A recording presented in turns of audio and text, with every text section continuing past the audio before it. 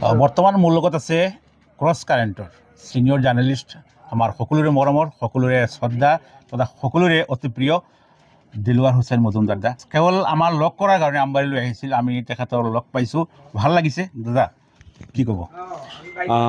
ভাল লাগিছে সকলোৱে লগ পাই, আৰু বহুদিনৰ পৰা ইচ্ছা আছিল, সকলোৱে লগ পোৱাৰ ইচ্ছা আছিল।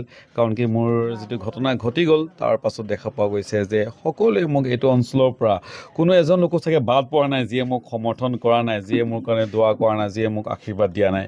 গতিকে মোৰ ইচ্ছা আছিল, মোৰ দায়িত্বও আছিল যে মই গৈ পেলাই সকলোকে আনুষ্ঠানিকভাৱে মই ধন্যবাদ দিওঁ। আৰু মই এটা মূল কাৰণটো হ'ল সেইটো যে মই আনুষ্ঠানিকভাৱে সকলোকে কৃতজ্ঞতা স্বীকাৰ কৰিবৰ কাৰণে আহিছোঁ, ধন্যবাদ জ্ঞাপন কৰাৰ কাৰণে আহিছোঁ। আৰু হঠাৎ আহিব লগা হ'ল, আৰু এই কম সময়ৰ ভিতৰতে আপোনালোকে যিমানখিনি মোক মৰম দিলে গোটেই আমবাৰী তিনিআলি এই বজাৰখনত, মই সঁচাকৈ মই কি ক'ম, আপোনালোকৰ ওচৰত সদায় ঋণী হৈ থাকিম।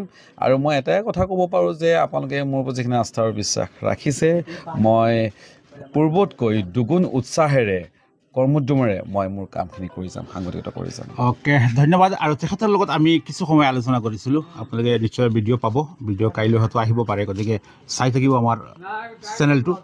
আৰু তেখেতে কি কৈছে বা তেখেতৰ লগত কি হৈছিল, তেনেকুৱা হৈছিল সবিশেষ জানিব পাৰিব।